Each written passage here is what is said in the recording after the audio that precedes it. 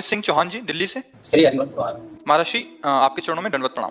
महाराज जी, क्या शरीर पर आने वाले रोग, कष्ट, मनोकामनाओं की पूर्ति के लिए शिवलिंग और मंदिरों में जो रोग शोक आते हैं उसके लिए शिवलिंग या मंदिरों में जो टोटके की क्रिया बताई जाती है, क्या उनका कोई महत्व होता है? क्या हमें संकट की निवृत्ति के लिए केवल नाम जप करने से मात्र?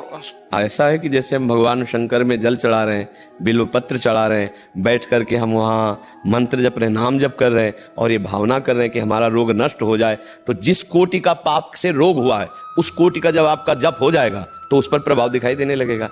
ये टोटका नहीं, ये अनुष्ठान है। मान लो नाम जप करना, मंत्र जप करना, जल चढ़ाना, बिल्व पत्र चढ़ाना और भावना से हम प्रार्थना करें कि हे भगवान शंकर हमारा रोग नष्ट कर दो, तो जब उस कोटि का जप हो जाएगा उतना, तो आपका रोग नष्ट हो जाएगा। हाँ, ये जरूर है कि उस कोटि का होना चाहिए, जितने को आपका पाप का फल जो रोग आया है उतना जब आपका जप और पुण्य होगा और आप चाहोगे तो उसका फल मिलेगा, तो आपका रोग नष्ट हो जाएगा।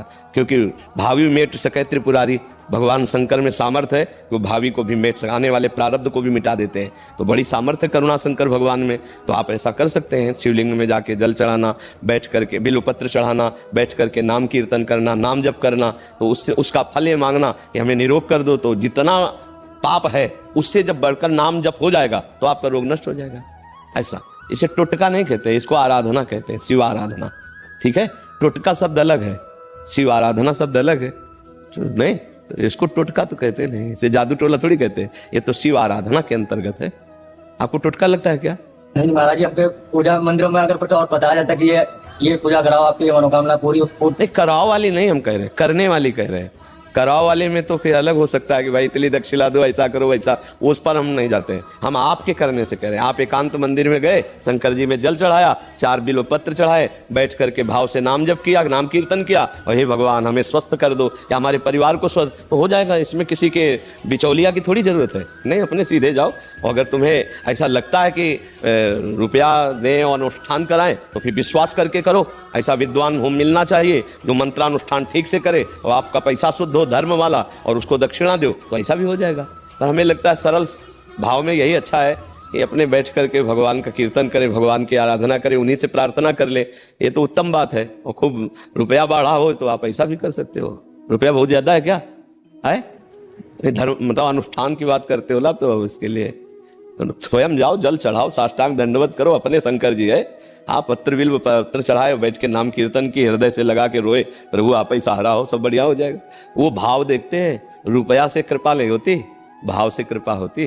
अगर दैन्य हो जाओ तो भगवान शिव प्रसन्न हो जाएंगे, वो प्रसन्न हो गए। जय मां काल मेरी वाइटी मंगल फैमिली। अगर आपने चैनल को सब्सक्राइब नहीं किया है तो जरूर कर दीजिए। इसी तरह से आपको अपने इस चैनल से सारी महत्वपूर्ण और ज्ञानवर्धक वीडियोस मिलती रहती है। तो बस इस सावन माह शिव को प्रसन्न कर लीजिए। जितने दुख दर्द बाधाएं हैं, अपनी भक्ति से, अपने नाम जाप से, अपने 1 लोटा जल से, 5 बेल पत्र से उसे दूर कर दीजिए। जितना हम शिव के पास जाते हैं, शिव उतने ही हमारे पास आते हैं। वो तो सिर्फ भाव के भूखे हैं। तो जितना बन सके स्वयं से भक्ति करें, स्वयं से नाम जाप करें और खुद ही जाकर के शिव अभिषेक करें। तो बस गुरुदेव ने भी यही बताया है कि जितना हो सके अपने आप से नाम जाप करने का जो फल प्राप्त होता है वह किसी और के कराने से नहीं होता है। तो जितना हो शिवमय हो जाइए और 2 लोटा जल सारी समस्या का हल। चैनल को सब्सक्राइब करना ना भूलें। हर हर महादेव। श्री शिवाय नमस्तुभ्यम।